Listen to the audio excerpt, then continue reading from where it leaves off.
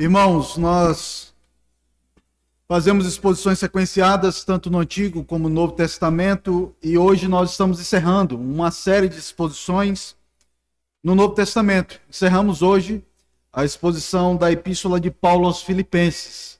Foram 14 exposições, sendo essa a última delas. E eu peço, por gentileza, você abra lá em Filipenses, capítulo 4, os versículos 10 ao 23. É uma porção qual o Senhor falará conosco nessa noite. Filipenses 4, 10 ao 23.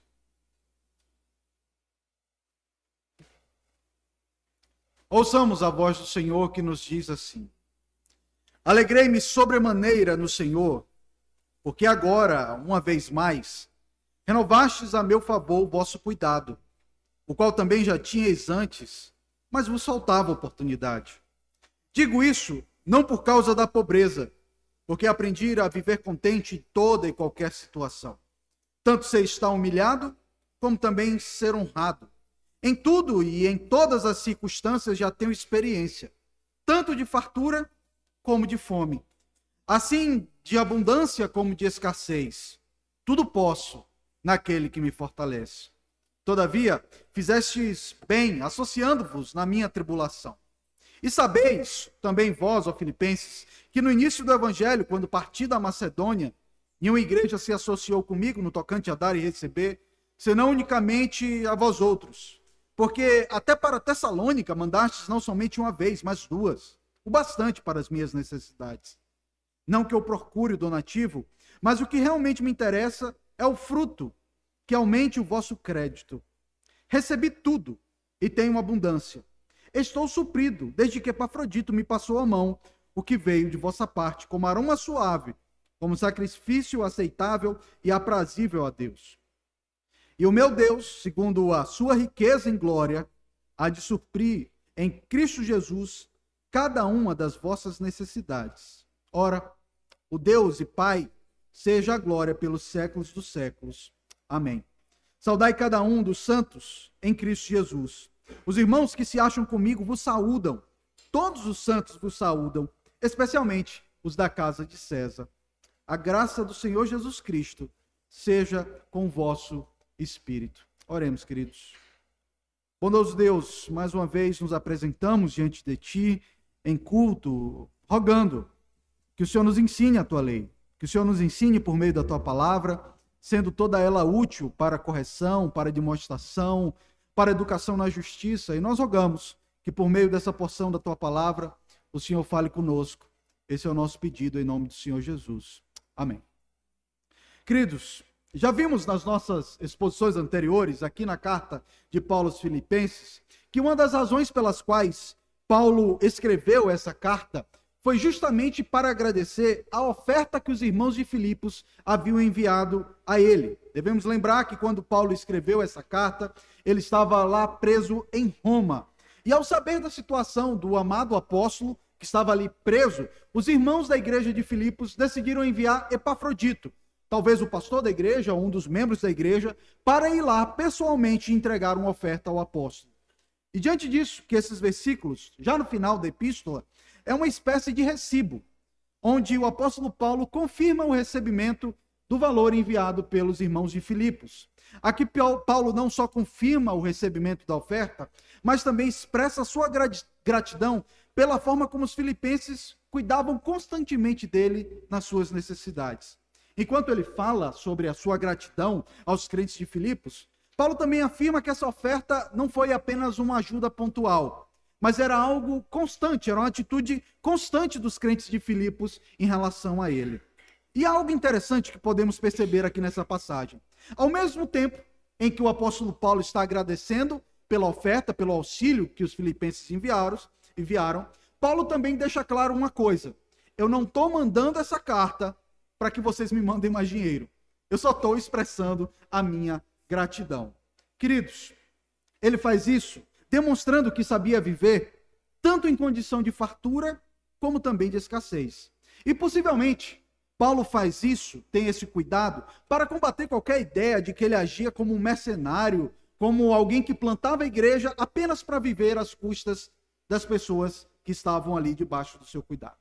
O texto que temos diante de nós, ele pode ser basicamente dividido em 4 partes ou 4 seções.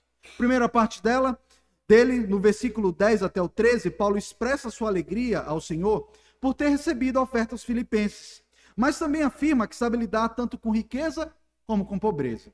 Segunda parte, versículo 14 e 17, Paulo reconhece o constante apoio financeiro dos filipenses durante o exercício do seu ministério.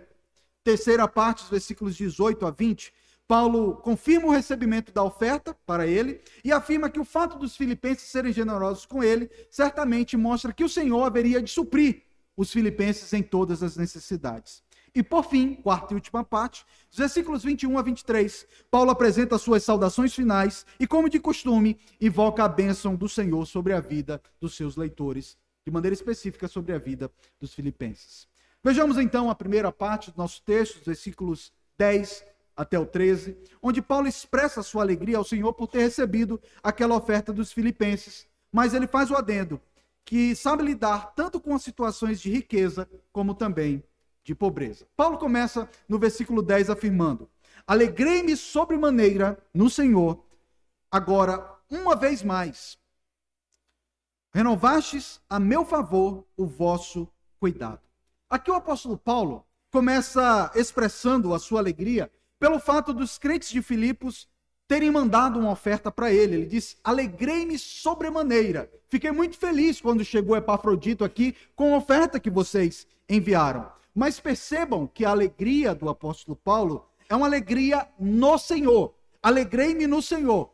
O ponto é, por mais que o apóstolo Paulo soubesse que os responsáveis por enviar aquela oferta tenham sido os crentes de Filipos, Paulo sabia que, na verdade, aqueles crentes de Filipos haviam sido instrumentos do Senhor para o sustento dele. Então, por isso que ele diz: eu estou feliz, eu me alegrei quando chegou esse valor que vocês mandaram. Mas eu me alegrei não só por vocês, eu me alegrei no Senhor. O Senhor, aquele que sustenta. E a igreja de Filipos já havia contribuído com Paulo antes, mas agora eles demonstravam novamente um cuidado. Ele diz: agora uma vez mais renovastes a meu favor o vosso cuidado. O cuidado que a igreja de Filipos tinha com o apóstolo. E a igreja de Filipos havia contribuído antes para o sustento do apóstolo, mas ao que parece, houve um intervalo grande entre a primeira vez, a vez anterior que eles contribuíram, e a vez agora em que eles estavam contribuindo novamente. E Paulo disse que o motivo para isso foi falta de oportunidade. Veja, o cuidado, o qual também já tinha antes, mas vos faltava oportunidade. Bem, o que exatamente está relacionado a essa falta de oportunidade anterior dos filipenses de sustentar o apóstolo Paulo? Não sabemos exatamente. Talvez falta de recurso, ou até mesmo a falta de um mensageiro que levasse a oferta até lá, até Paulo em Roma. Lembremos que quando Epafrodito tem a iniciativa de ir até lá, nós estamos falando em um período que não tem avião, não tem bicicleta, não tem nada. O cara tem que sair andando, talvez num lombo de um animal, uma distância enorme. E com valor, ele poderia ser salteado em qualquer estrada, era até perigoso essa viagem. Então, Paulo está ciente que faltava oportunidade para os crentes de Filipos contribuírem com ele. Mas agora, os irmãos de Filipos novamente voltaram a contribuir com ele. E percebam, irmãos, que Paulo não coloca dúvida na generosidade dos filipenses. Ele não diz assim: ei, demorou, né? Vocês estavam mandando antes? Pô, por que não mandou logo? Estava demorando de mandar essa oferta. Mas ele acredita na boa intenção dos crentes de Filipos e diz: faltava oportunidade. Queridos, o fato é que muitas vezes nós julgamos indevidamente a atitude de alguns irmãos. Paulo não sabe por quê. Ele preferia pensar o melhor dos crentes de Filipos. Ele não pensava que era mesquinhez, ele não pensava que eles, por alguma maneira, foram egoístas, não. Eu sei que faltou oportunidade. Se vocês pudessem antes, vocês tinham ajudado. Isso mostra como é bom pensarmos o melhor do irmão. Né? A gente não sabe exatamente por que o irmão age assim, age de um jeito, age de outro, por que ele não fez alguma coisa naquele momento. Mas Paulo mostra a sua consciência tranquila em relação a isso. O problema é a expectativa que a gente cria no outro, né? A gente cria uma expectativa muito grande e às vezes a expectativa ela é frustrada.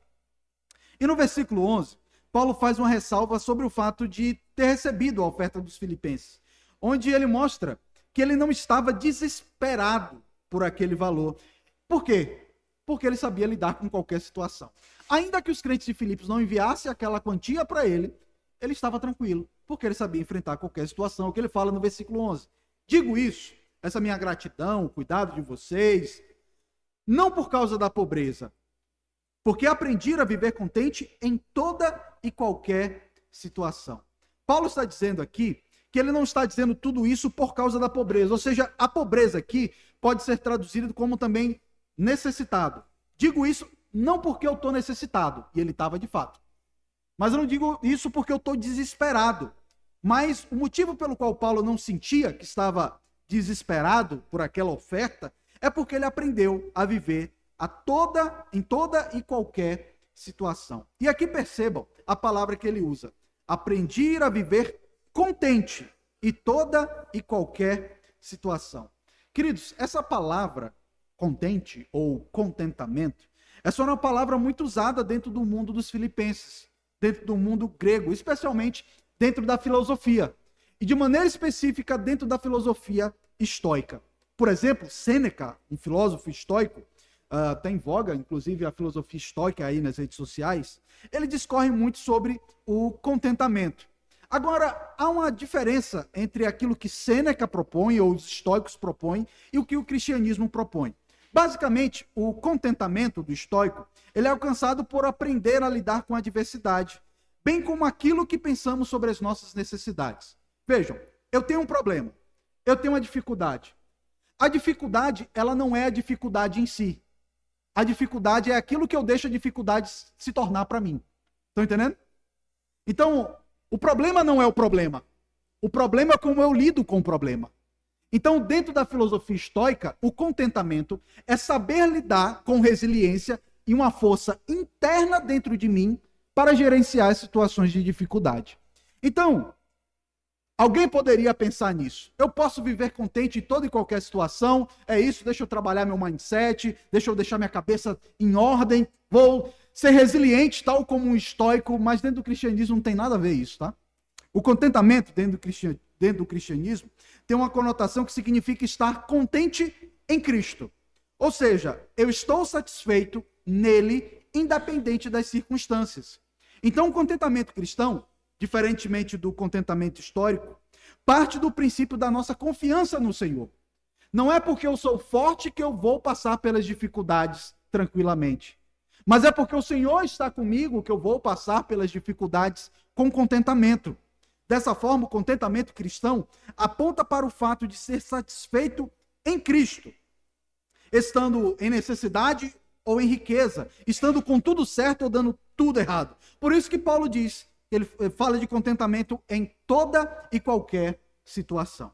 Então, no versículo 12, ele argumenta que, de fato, vivia contente em toda e qualquer situação, apresentando 3 contrastes de momentos distintos que ele passou na sua vida. Então, acompanhe o raciocínio. Paulo agradece a oferta dos filipenses, depois ele diz que ele é contente em toda e qualquer situação, e ele vai provar disso. Provar que ele já viveu momentos diferentes na vida e que atestam que ele sabe viver contente em toda e qualquer situação. Veja, versículo 12, Paulo apresenta o primeiro contraste, que é o de ser humilhado e de ser honrado. Veja, tanto ser estar humilhado, como também ser honrado. Queridos, o apóstolo Paulo era um homem proeminente dentro do judaísmo. Um homem considerado, um homem respeitado, um homem honrado, como ele mesmo diz. Mas a consequência disso, a consequência dele ter abandonado tudo isso e ter se tornado cristão, foi ter sido humilhado. Lembram-se? Quando lá mesmo em Filipos ele foi preso, esbofeteado, ultrajado, e Paulo diz, olha, eu já tive em lugar de honra, mas também eu já fui muito humilhado. Eu sei tanto um quanto o outro. O segundo contraste, ainda no versículo 12, na segunda parte, é de fartura e fome. Ele diz, de tudo e em todas as circunstâncias, já tenho experiência, tanto de fartura como de fome. Percebam, queridos, o apóstolo Paulo havia sido um homem de proeminência e que possivelmente já tinha comido dos melhores restaurantes dentro do Império Romano. Ele era um homem da lei. Ele se vestia bem, sabia comer em lugar bem bons. E agora ele diz que já passou pela experiência de passar fome. Tanto faz para mim. Eu posso estar sem comida ou com comida. Eu sei passar pelas circunstâncias. E o terceiro contraste, ainda no versículo 12, finalzinho, é o de abundância e de escassez. Assim, de abundância como de escassez. Aqui ele se refere tanto à riqueza, quando recebia ofertas, como também a escassez, quando faltava o dinheiro, naquele intervalo em que os filipenses não lhe enviaram nenhum tipo de recurso. E Paulo passou tudo isso, irmãos, sem se queixar, sem reclamar dos outros, ou até mesmo murmurar contra Deus. Queridos, é importante analisarmos esses contrastes na vida do apóstolo Paulo e ver o que isso pode comunicar para a gente. Muitas vezes nós pensamos que quando nós tivermos mais dinheiro, aí sim nós estaremos contentes. Quando comprarmos certo bem, aí sim nós estaremos contentes. Quando passarmos no concurso, quando casarmos, quando formarmos. Deixe-me dizer, isso é uma grande mentira. Porque quanto mais uma pessoa ganha, mais ela quer ganhar. Sabe qual é o dinheiro suficiente para o nosso coração? Mais. Porque no dia que você ganhar 1.000, você vai querer ganhar 2.000. No dia que você ganhar 2.000, você vai querer ganhar 4.000. No dia que você ganhar 4.000, você vai querer ganhar 10.000. No dia que você ganhar 10.000, você vai querer ganhar 20. No dia que você ganhar 20, você vai ganhar 50. E aí vai sem fim. Vai sem fim. Não é à toa que vemos homens riquíssimos. Um caso que estourou essa semana de um empresário que mexeu com coisas ilícitas. Um homem riquíssimo. Para que ele vai fazer coisa errada, gente? Perdeu tudo agora. Por quê? Porque a gente quer sempre mais dinheiro. Quanto de dinheiro é suficiente? Mais. O nosso coração, ele não é contente no Senhor. Então não pense que quando tal coisa acontecer com você, aí sim é que vai ser bom. Se agora não for bom para você, lá na frente também não vai ser bom. Se você não viver bem como um solteiro, quando você se casar, você vai ser um casado descontente. Se você for uma pessoa desempregada, quando você estiver empregado, você vai estar empregado e reclamando do seu serviço. Esse é o segredo do contentamento.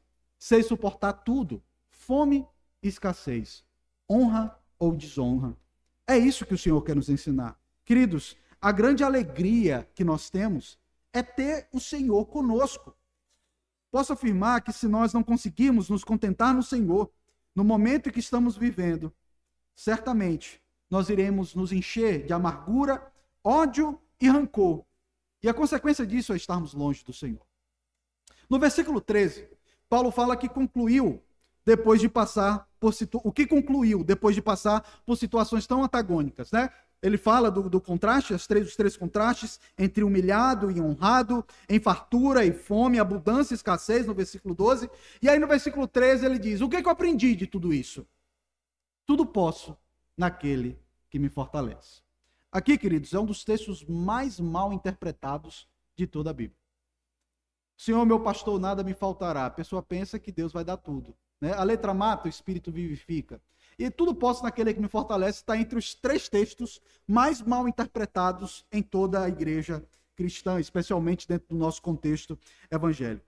Esse é um dos versículos mal interpretados, pois as pessoas pensam que tudo posso, a palavra aqui, a expressão tudo posso, aponta para o poder ter qualquer bem, saúde e prosperidade, porque aquele que me fortalece me dará. Então a ideia é a seguinte: se tivermos fé suficiente, ninguém vai nos derrotar. Sempre seremos vencedores diante dos problemas. Mas o texto não fala nisso.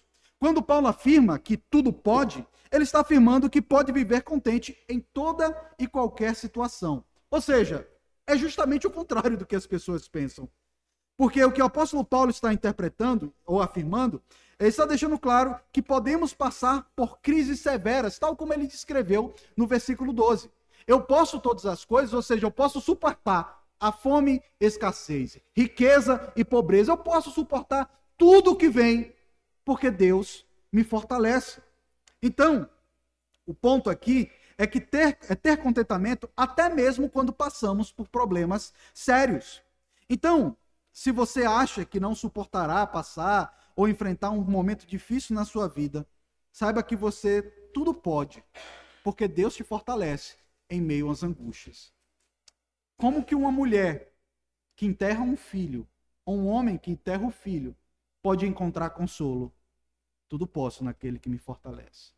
Como que um cristão que sofre uma perseguição terrível pode encontrar consolo e alegria? Ele tudo pode, porque Deus o fortalece. Paulo fala lá em 1 Coríntios 10, 13, o seguinte: não vos sobreveio tentação ou provação que não fosse humana, mas Deus é fiel e não permitirá que sejais tentados além das vossas forças. Pelo contrário, juntamente com a tentação vos proverá livramento, de sorte que possais suportar, porque tudo vocês podem, porque o Senhor fortalece cada um de vocês. Devemos saber que mais o importante do versículo não está no tudo posso, mas naquele que me fortalece. Quando botamos o foco na pessoa certa da oração, da frase, aí sim saberemos como aplicar essa palavra à nossa vida. O foco não está em nós, o foco está em Deus o tempo todo, porque Ele é aquele que fortalece.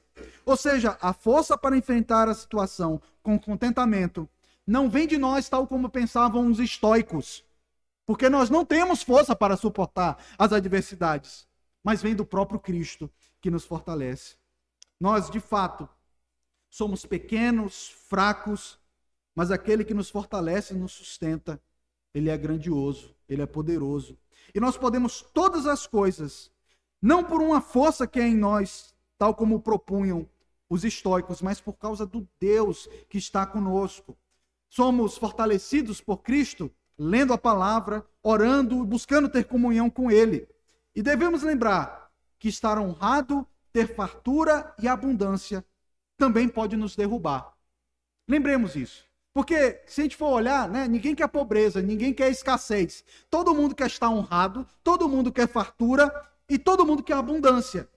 Mas deixa eu lhe dizer, a riqueza muitas vezes é aquilo que derruba um crente. Mas escassez é aquilo que deixa ele mais firme. Então, aquela frase, que Deus não dá asa à cobra, em certa medida, tem uma razão.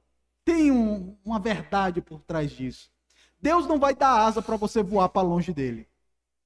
Deus não vai lhe dar aquilo que ele sabe que vai lhe afastar dele. Por isso, então, é que em meio às provações nós nos achegamos a ele, nos aproximamos a ele, e então nós podemos tudo, porque ele está conosco e ele nos fortalece. Vejamos então a segunda parte do nosso texto, os versículos 14 e 17, quando Paulo reconhece o constante apoio financeiro dos filipenses durante o exercício do seu ministério. Paulo fala: todavia fizeste bem, associando-vos na minha tribulação. Ou seja, todavia, no entanto, ou seja, apesar de Paulo ter aprendido a viver em toda e qualquer situação, é o que ele fala nos versículos 11 e 12, ele afirma que os crentes de Filipos fizeram bem ao aliviar a oferta. Ele diz: eu sei viver com pouco, eu sei viver com pobreza, mas vocês fizeram muito bem me mandando dinheiro. Porque, gente, passar pelo momento difícil, ninguém quer, tá? Ninguém encontra alegria nisso. Não é satisfação. Paulo diz: estava ruim, mas vocês me ajudaram.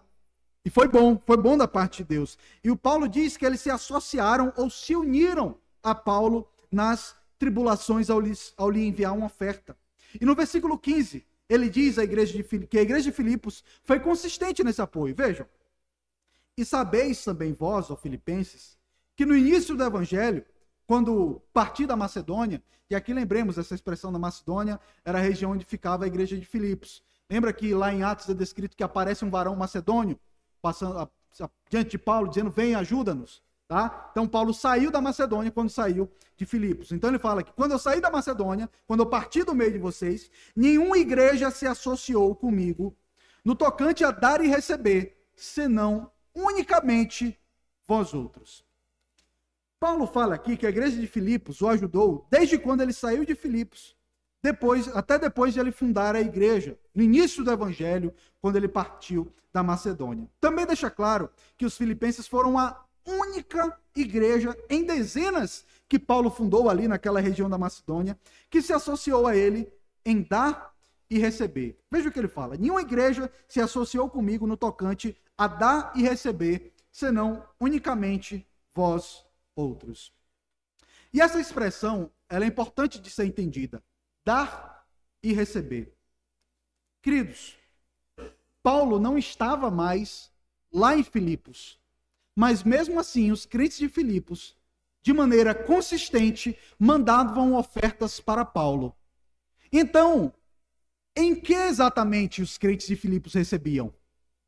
Em que exatamente eles recebiam? No fato deles saberem que estavam sendo abençoados por abençoarem a vida do apóstolo Paulo. Eles davam e recebiam. Eles davam e recebiam. E é assim com todas as igrejas.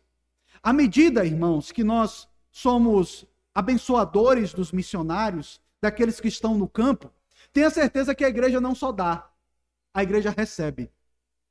É uma troca, vamos dizer assim, uma santa troca, em que nós damos, sabendo que o Deus que nos chama a ofertar, a ajudar os missionários, ela também é abençoada pelo Senhor. Nós recebemos de volta. E vemos aqui, vemos que no livro de Atos, Paulo plantou várias igrejas ali em Filipos, ali na região da Macedônia, mas só Filipos estava no constante apoio do sustento financeiro do apóstolo Paulo. E no versículo 16, Paulo afirma que foram várias vezes que ele deram esse apoio. Veja, porque até para Tessalônica, mandastes não somente uma vez, mas duas, o bastante para as minhas necessidades. Queridos, nós lemos o texto aos Tessalonicenses. Vocês viram qual foi a postura do apóstolo Paulo lá em Tessalônica? Ele não recebia salário da igreja de Tessalônica. Por quê? Para evitar a conversa de algumas pessoas no meio da igreja que não trabalhavam e acusavam Paulo de querer plantar uma igreja para se sustentar da igreja. Mas aí, como Paulo se sustentava? A igreja de Filipos mandava o valor para Paulo pastorear a igreja de Tessalônica. Já parou para pensar nisso? Uma igreja ter que sustentar o pastor da sua igreja. Imagine, vocês têm dinheiro e vocês simplesmente não querem sustentar o pastor de vocês. Aí uma outra igreja decide pagar o salário do pastor de vocês. É isso aqui que aconteceu. Filipos decidiu voluntariamente sustentar o pastor de Tessalônica. Para mostrar justamente, queridos, a voluntariedade desses irmãos. O cuidado que eles tinham com aquele pastor, com aquele missionário. E não foi uma vez, Paulo diz, mas foram duas. E não foi pouco dinheiro, mas o bastante para as minhas necessidades. Com isso, vemos a fidelidade e o amor da igreja de Filipos para com Paulo. Os filipenses entendiam o ministério evangelístico e pastoral que o Senhor tinha dado ao apóstolo. As demais igrejas fundadas por Paulo não tinham esse mesmo cuidado com ele. Queridos, isso mostra uma coisa, que assim como tem igrejas, como tem pastores mercenários, e existem mesmo, muito cuidado com os pastores mercenários, tem igreja que não se importa que o pastor tenha o suficiente para o seu sustento. Tem pastor que esfola as suas ovelhas para poder ter dinheiro e ter mais dinheiro. Mas tem igreja que, se puder, paga um mínimo para o pastor. Quanto que é o mínimo? Qual o mínimo que eu posso pagar? E paga. É R$1.000? Pô, é isso aqui? Pronto, o presbitério não vai brigar comigo se eu pagar só 1.000? Não, então vou dar 1.000. Pronto, acabou. É o mínimo possível. Isso mostra, queridos, como é importante nós, como igreja, termos a visão de honrar os ministros do evangelho. E aqui, mais uma vez, eu falo, meus irmãos, como aquele que precisa ensinar isso para vocês. Porque se eu não ensinar isso, quem que vai ensinar? Eu sou docente da igreja. Igreja tem que honrar o salário do pastor. Igreja tem que honrar o salário do missionário. Nós devemos ser voluntariosos, nós devemos dar o bastante, o suficiente para esses irmãos, para que eles não passem necessidade. E você, seja você presbítero, seja você diácono, seja você membro da sua igreja, veja se seu pastor está bem assistido. Veja se o missionário está bem assistido. Seja voluntarioso. Lembram-se? É um dar e receber. À medida que você dá, abençoa um homem de Deus, um servo de Deus, você também será abençoado. E no versículo 17, Paulo faz mais uma ressalva. Ele já havia feito uma ressalva no versículo 13, que ele não estava desesperado pelo dinheiro, mas no versículo 17 ele fala que não está querendo pedir mais dinheiro. Ele deixa bem claro. Sabe aquela pessoa que começa a agradecer por você, é uma pessoa maravilhosa e tal, muito obrigado por tudo, mas no final das contas ela espera que a pessoa dê mais dinheiro. Paulo está dizendo, olha, não estou esperando mais dinheiro não, tá? Só estou falando a verdade. Veja, versículo 17. Não que eu procure o donativo, mas o que realmente me interessa é o fruto que aumente o vosso crédito. Paulo diz claramente aqui que ele não está pedindo mais dinheiro. Eu não procuro o donativo de vocês. Mas o que eu desejo mesmo é que o crédito de vocês aumente. O crédito com quem? O crédito com Deus. Porque à medida que eles ajudavam Paulo, o crédito da igreja de Filipos com Deus aumentava. Então, vocês conseguem perceber como o apóstolo Paulo tem uma relação aqui em que ele diz, a igreja de Filipos me abençoa, e à medida que ela me abençoa, o crédito dela aumenta. E Paulo é beneficiado, a igreja de Filipos é beneficiada, e Deus é o grande beneficiador de todos, tanto de Paulo como da igreja de Filipos. O que me interessa é o fruto que aumente o vosso crédito. Então, é como se Paulo estivesse dizendo aqui para eles que eles estavam sendo abençoados espiritualmente à medida que o abençoavam financeiramente. Então, queridos, se por um lado falamos de igrejas que não remuneram dignamente seus pastores, esse versículo aqui, por meio desse versículo, o apóstolo Paulo mostra que o interesse pastoral dele era que Deus abençoasse a vida dos crentes por meio da liberalidade deles. E deve ser também o interesse de todo pastor. O interesse não é o dinheiro. O interesse é que Deus abençoe a vida da igreja. Então chegamos na terceira parte do nosso texto, onde dos versículos 18 a 20, Paulo confirma o recebimento da oferta enviada para ele e afirma que pelo fato dos filipenses serem generosos com ele, o Senhor certamente iria suprir todas as necessidades dele. Veja, a primeira frase de Paulo no versículo 18 é: recebi tudo. Recebi tudo. E tenho abundância. Estou suprido. Veja como ele é bem contundente. Recebi tudo, tenho abundância, estou suprido. Desde que Epafrodito me passou as mãos, o que me veio da vossa parte como aroma suave, como sacrifício aceitável e aprazível diante de Deus. Aqui Paulo começa falando que Epafrodito entregou todo o valor que os filipenses haviam enviado. Veja,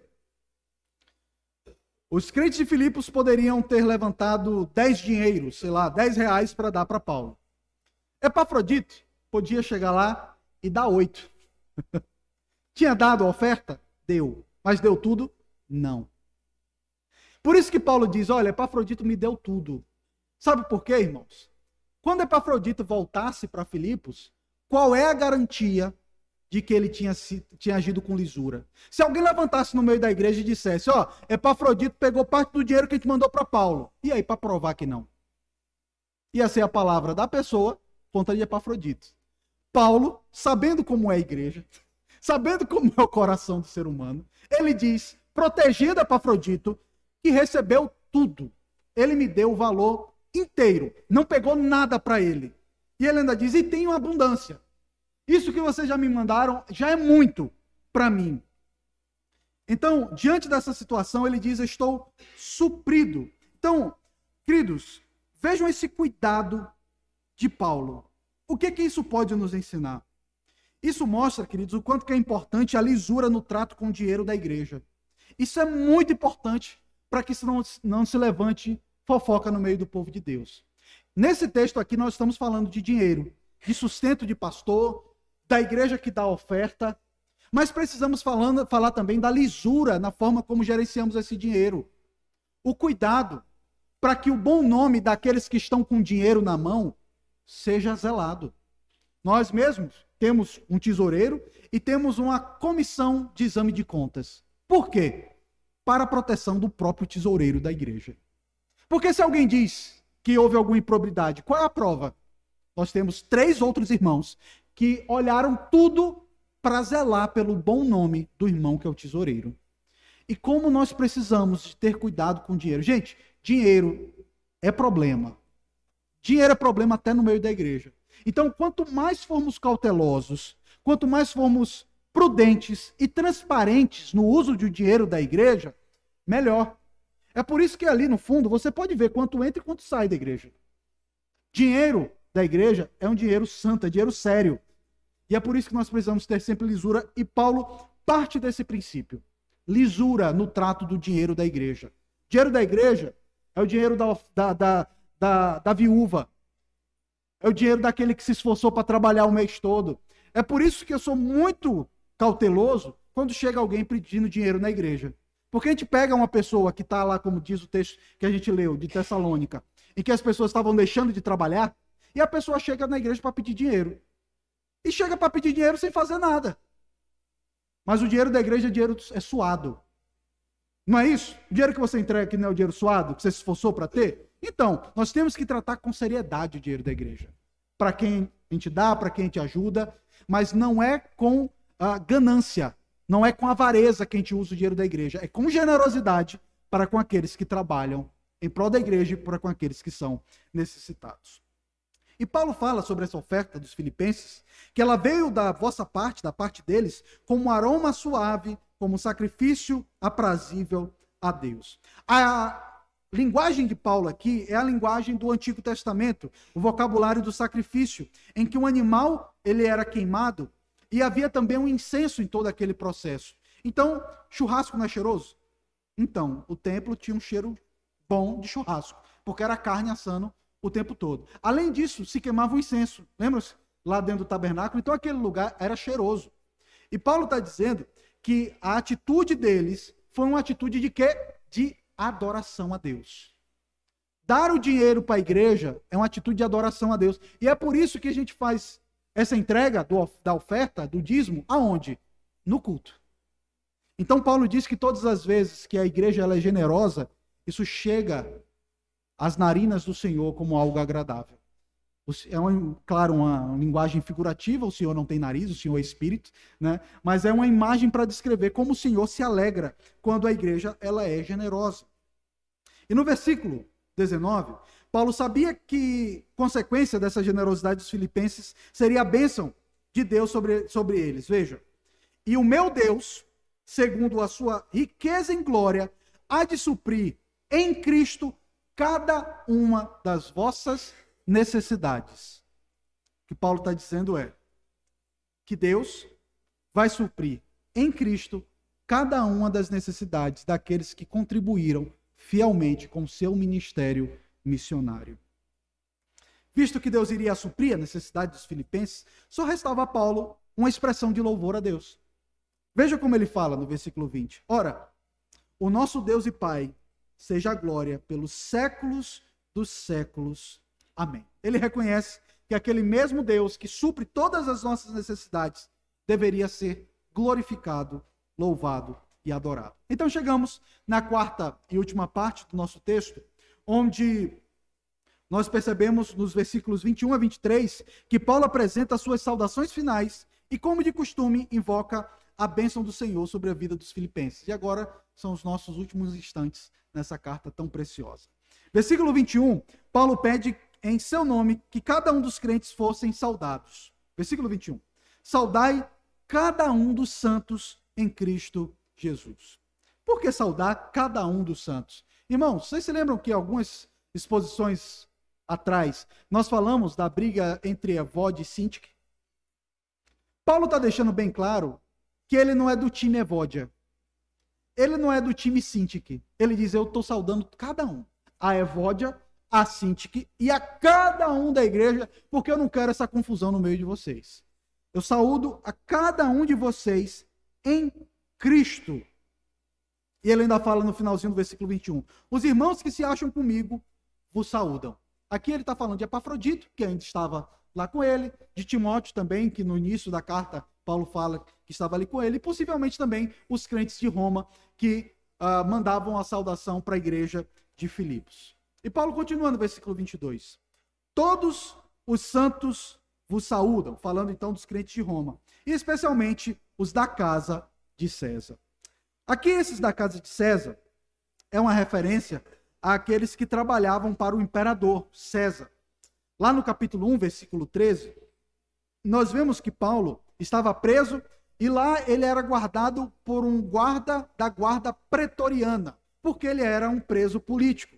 E essa guarda responsável pela proteção particular de César e de sua casa também cuidavam dos presos políticos, tal como o apóstolo Paulo. E o que acontecia? À medida que essa guarda pretoriana, ou esses guardas da guarda pretoriana estavam ali presos, Paulo os evangelizava. E à medida que eles eram evangelizados, eles eram convertidos. E imagine então, Paulo preso, um soldado da guarda pretoriana, e ele está escrevendo a carta. E aí, olha, os irmãos daqui de Roma estão mandando saudação. Timóteo também está mandando saudação. Aí o guarda da guarda pretoriana, eu também mando saudação para eles, viu? Meus irmãos em Cristo que eu nem conheço. É isso, irmãos.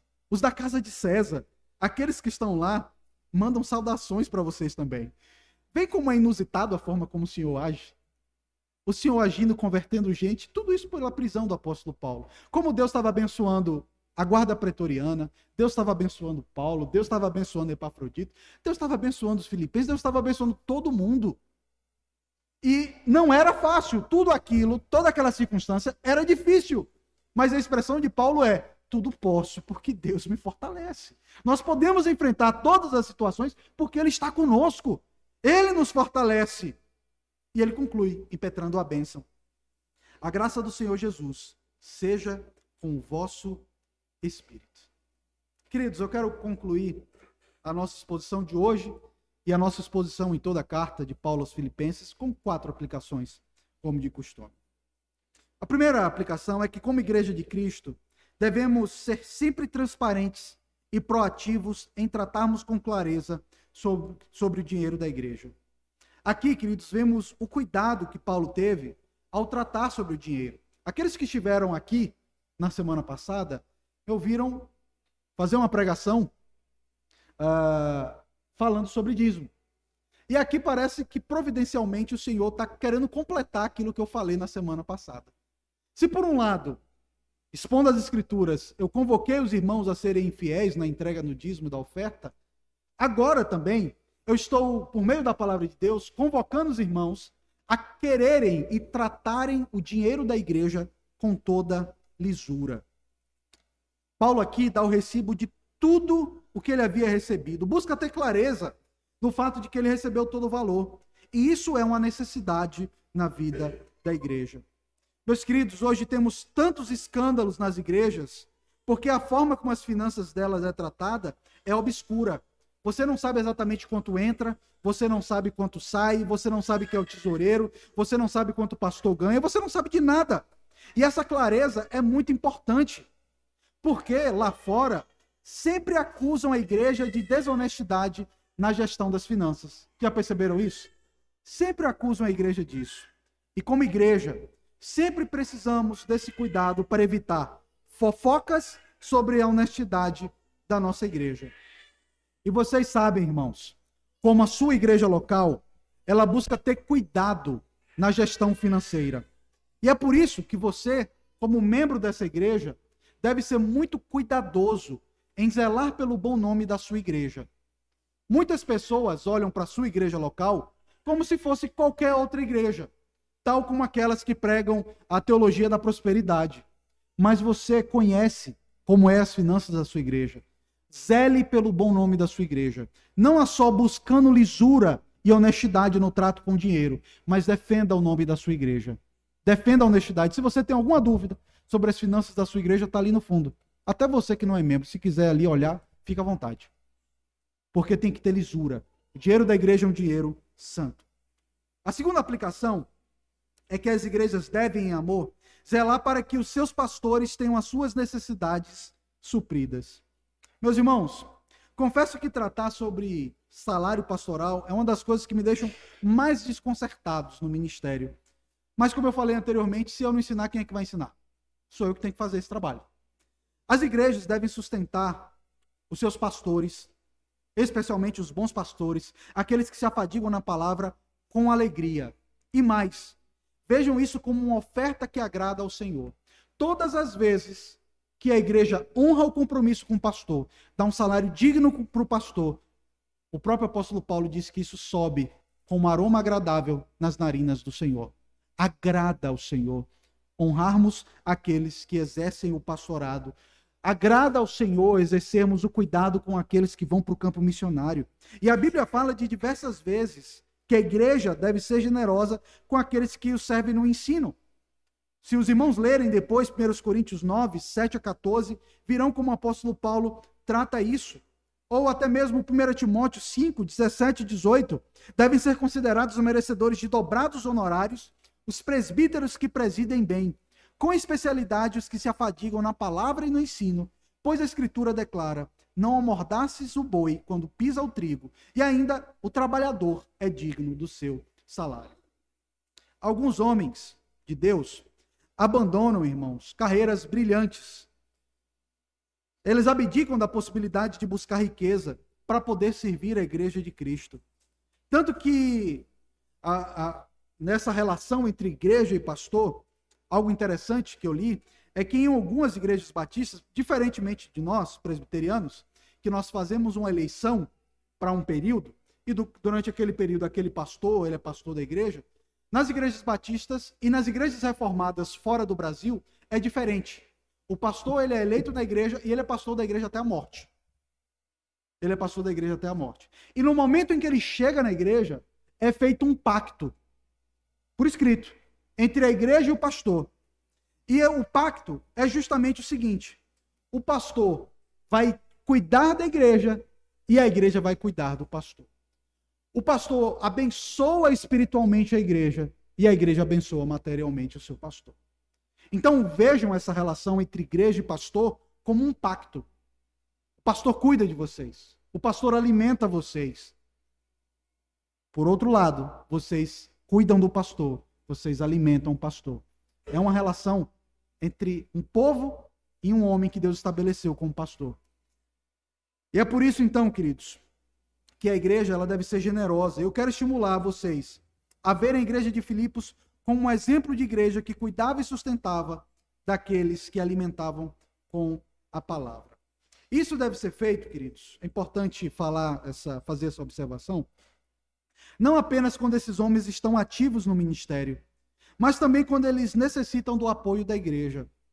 Paulo estava preso e não podia servir a igreja de Filipos naquele momento. Mas mesmo assim, a igreja de Filipos queria servir o apóstolo Paulo. É triste, queridos, saber que alguns pastores, quando chegam em certa idade, eles precisam se aposentar porque eles não têm mais o gás para poder cuidar da igreja, e depois de anos se dedicando ao cuidado da igreja, simplesmente eles são abandonados quando eles estão doentes. Até mesmo pastores jovens ficam doentes e a igreja simplesmente chuta o cara. Não tem cuidado com ele. Absolutamente nenhum cuidado. Eu já vi tanto isso, irmãos. Pastores velhinhos passando necessidade, homens que foram expoentes da nossa denominação. Eu conheci pessoalmente. E que uma igreja que ele pastoreou muitos anos soube da dificuldade que ele estava e foi que chamou ele para sustentar ele. Mas não é qualquer igreja que faz isso. E nós devemos ter esse cuidado com os pastores velhinhos, com aqueles que nos sustentaram espiritualmente durante a nossa caminhada na fé. Devemos ter cuidado com os bons pastores, lembrando que isso é um ato de adoração. A terceira lição que esse texto nos ensina é que nós devemos aprender a viver contentes em toda e qualquer situação. A nossa alegria não depende das circunstâncias, não depende da nossa resiliência, não depende da nossa força, não depende do nosso equilíbrio estoico, mas depende de uma pessoa apenas, de Cristo Jesus. Passamos por muitos momentos difíceis na vida. E isso pode levar você a reclamar, a murmurar, mas é uma grande bênção quando aprendemos a bênção do vivermos contentes no Senhor. Quando estamos contentes no Senhor, não temos inveja do que é do outro. Conseguimos desfrutar melhor das bênçãos que nos são dadas pelo Senhor. Veja, se você está feliz com aquilo que Deus te deu, você não vai ficar olhando para o carro do outro dizendo, ó, Deus, para ele você dá, para mim não, né? Ou então, às vezes a pessoa tem uma coisa e não consegue desfrutar daquilo. Você já viu? Isso acontece muito, gente. A pessoa tem uma casa, mas ela não está feliz com a casa porque o que ela quer é outra casa. E com isso, seu coração vai se tornando um lugar amargo, onde não há contentamento no Senhor. E contentamento é uma das virtudes mais raras entre os crentes, mas é uma das maiores bênçãos que podemos ter na nossa vida. Infelizmente, Tem gente que se diz crente, mas vive reclamando de tudo, da igreja, do pastor, do trabalho, da família, do casamento, da casa onde mora. Isso mostra o quanto que essa pessoa ela é amargurada. Isso não significa que, ao termos problemas, nós não podemos buscar resolvê-los. Mas o importante é saber reagir em meio às adversidades sem amargura e com confiança no Senhor. Afinal de contas, nós podemos suportar todas as coisas porque Cristo nos fortalece. A minha quarta e última aplicação é para você que está aqui conosco e que não tem Jesus como seu único e suficiente Salvador. Talvez alguém te disse em algum momento, vá para a igreja e lá você vai ser feliz. Mas deixa eu lhe dizer, o segredo da felicidade não é necessariamente só estar na igreja. O segredo da felicidade não é você ganhar na Mega Sena da virada. O segredo da felicidade não é o casamento perfeito. O segredo da felicidade não é ter o trabalho dos sonhos. Mas o segredo da felicidade é você estar em Cristo e ter Ele como seu Salvador. O que você mais precisa nessa noite, para poder viver tudo quanto foi dito nessa noite, é ter Jesus. Porque Ele é aquele que te fortalece. Ele é aquele que te supre em tudo. Ele é aquele que vai lhe dar contentamento. Você tem o bom pastor. Você não precisa de mais nada. O Senhor é o meu pastor. Não me faltará. Ele não nos falta. Ele nos sustenta.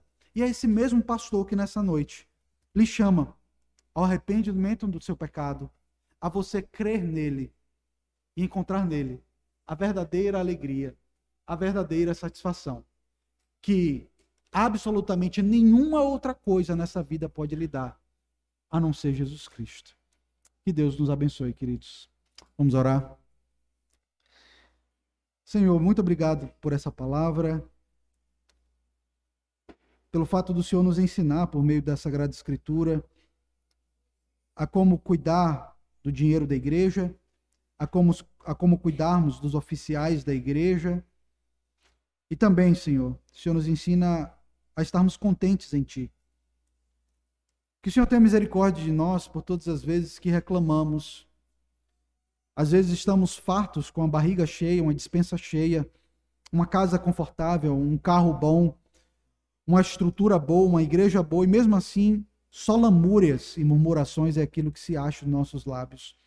Muitas vezes somos como o povo do deserto, que foi liberto da escravidão de Faraó, mas saindo dessa escravidão ainda consegue reclamar. Tem misericórdia de nós, Senhor, que possamos encontrar alegria, que possamos encontrar satisfação que só existe no Senhor. E se tem alguém no nosso meio nessa noite que não encontrou essa verdadeira satisfação, o verdadeiro contentamento que só pode existir no Senhor, que o Senhor o converta nessa noite para a glória do Senhor. Nós oramos assim em nome do Senhor Jesus. Amém.